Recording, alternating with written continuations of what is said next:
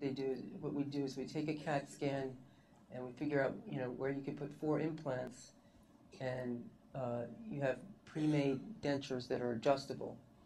And when I say dentures, because they're acrylic and they have some adjustability to them. And you put your 4 implants in the top and the bottom, and these things have these sleeves here have a little bit of wiggle room, and they screw these on, and that's it. Problem with these is all on four. We call it all on four and none on three. It means if you have a problem with one of them, you can lose your whole prosthesis. Particularly, you lose this implant up here.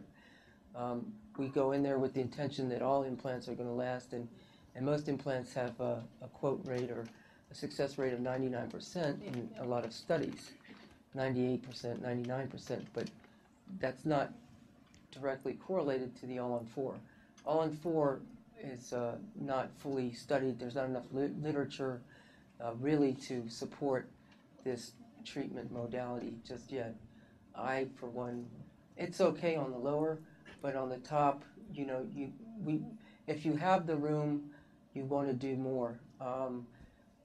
If you want to engineer things properly, 4 is okay, 5, 6 is great on the bottom to support a whole arch of teeth. And on the top, you want at least 6, and if you can get 8, that's better. So, the attraction here is this, you can get away without bone grafting, and sometimes you can in any case, but I'd say be leery of shortcuts. The standard of care for dental implant placement is, in my belief, and most people now, CT scans, computerized tomography, because most prior to the last dozen years or so, not even 10 years or so, we originally for dentistry we started maybe 15 or so years ago using medical CTs, and then about 8-9 years ago we came out with something that we have CTs in our office.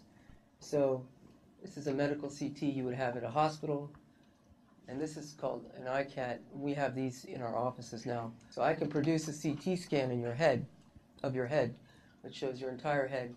And this is crucial because we have vital structures. We have only very thin slices of bone, or it gives us a 3D picture. We get 3D renderings of skulls, whatever, the slices, sections.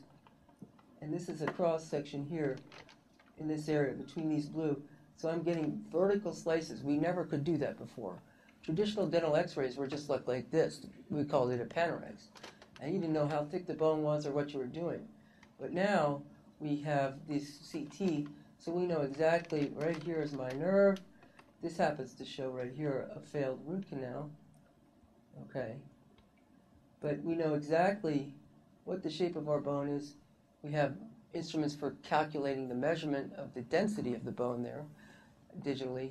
And we take this is basic CT, and we can take this information and put it into different software programs to help design and optimize what we can do for you, and look at what your alternatives are and come up with a best decision, and design a shorter process whereby we can get things. If we ultimately decide you're a good candidate for the teeth in a day, we use this to pre-plan our surgery. What happens is after we sort of virtually place our implants, we can make what's called a surgical guide. And a surgical guide here is represented in blue. And this is, it's made out of resin. This is the angulation of all the implants that we want to put in because this person has lost all their teeth. We have this surgical guide, and we know, and it works out just precisely. This is an actual surgical guide that fits in the mouth, and it's bracing on a couple teeth that are left. Sometimes we have more teeth left, sometimes we have fewer. And if we have these holes here, and we get exactly our osteotomies, which is the drill that makes the hole for the implant, and we go straight down these things, the accuracy is pretty amazing. We can have a pre-made prosthesis that's computer designed with the lab, and if we get our implants in exactly right, we can just screw your teeth on right there.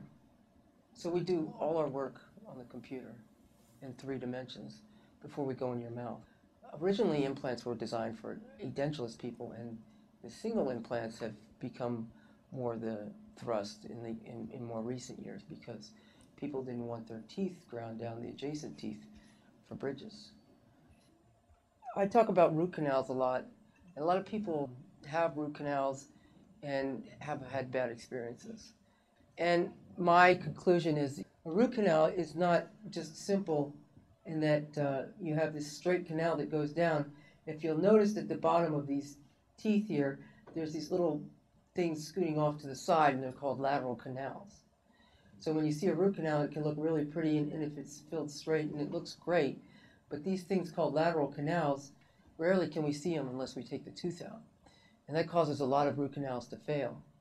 And a lot of root canals also fail because the teeth are just not so strong.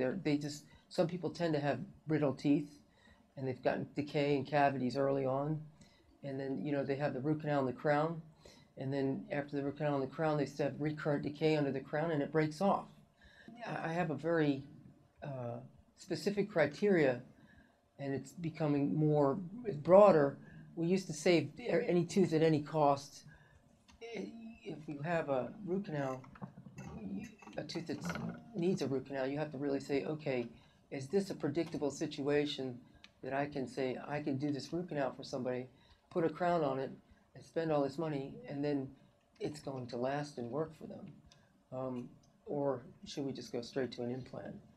I think statistically, the implants placed by competent clinicians have a much, much higher success rate than root canals and crowns done by competent clinicians, especially in terms of longevity. So what's a root canal? Well, you have nerves and lymphatics coming into the tooth. And again, here we have these accessory canals, and this is often the cause of the failure of a root canal. Sometimes it's bad technique of the dentist. This has to be cleaned out entirely and shaped. Now, this yellow stuff here is called dentin, and it's thousands and thousands of tubules. But this just shows how complex the anatomy is. This is what the inside of your tooth looks like. These are called microtubules.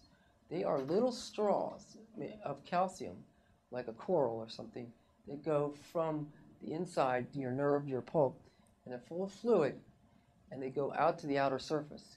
So when you have sensitivity or something, that means that there's been a hydrostatic pressure on the fluid in this tubule that then impacts on the nerve and causes you to say ouch. So what happens when you have a root canal is you've taken all this material out that would be in here, nerves and a lymphatic system that would keep bacteria from invading and hiding in these, and now this is dead, and they could set up camp. So at any given time, even the very best root canal is leaky and may have bacteria involved in it. I was going to show you John. He's a patient. John was pretty sad. He didn't smile too much. It was very hard to get him to smile. This is why. And for years, he's a different guy. And if we look close up, he had a lot of gum disease, periodontal disease, and these teeth just kind of came out with my fingers.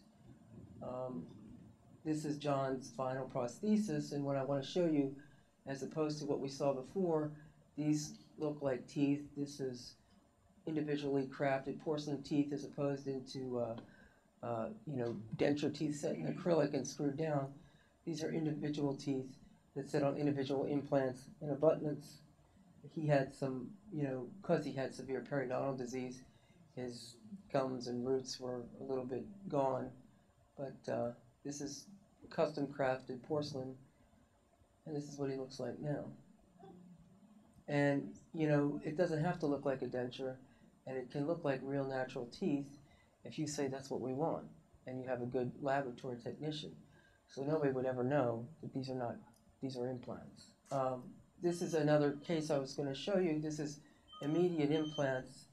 These teeth were all done in Russia, and they had poor prognosis because of bad root canals. And In Russia, they don't do root canals like we do here. We fill them with something called gutta percha, and it's a natural rubber. Over there, they put in poison. So this was a close-up of her, and these teeth were just nothing we could do to save them. This is when the tooth removed. These are the 4 implants inside the socket. You could see, oh, she's not here, but this is the blood clot starting to clot. And these are the temporary teeth she left with 30 minutes later. And now, this is her smile now. And again, it's a little bit dark, but we have gums here, and we don't have pink acrylic.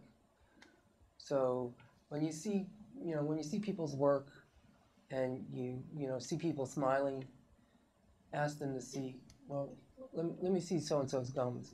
Because if we're down to here, everything looks great. And everything is healthy. But, what does it look like up in the gum line? The question was, can diabetics have implants? There's a lot of factors that go into it. Type 2 diabetics are pretty safe. If it's a type 1 diabetic, type 2, you don't really, type 2, they're taking the pills. But type 1, if you're insulin dependent, there's a higher failure rate and a risk rate. And, we can evaluate it from individual to individual. But, you have to discuss it with your surgeon. And, depends on how controlled you are. Do they do them in diabetics and have success? Yes. Is the success rate a little bit lower?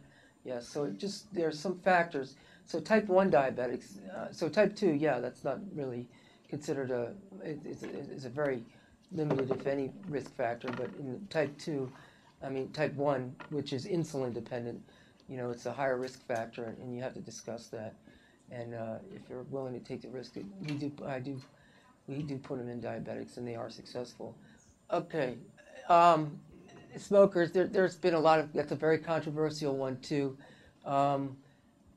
It seems to be a few cigarettes, or you can get away. Some people will not put implants in. Anybody who smokes. Bill, who I showed you a minute ago, smokes 3 packs a day, and his implants are, they're several years later.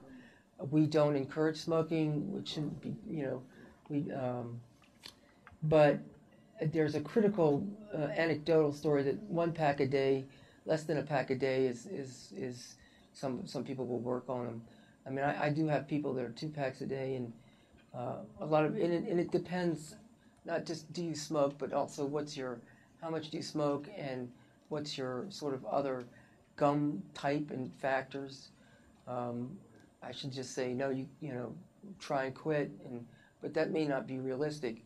Does it mean if you smoke and you have implants that they can't succeed? No, they can. You increase your risk factor, though, and you have to accept that. Well, that all depends who's putting it in, and do you want an Astra or Nobel or a Zimmer, or you're going to get a clone? Astra's, generally the going rate in this area is about $1,800 nationwide. That's fairly close. That's just for the implant itself, the crown, and whatever else goes on top of it separate.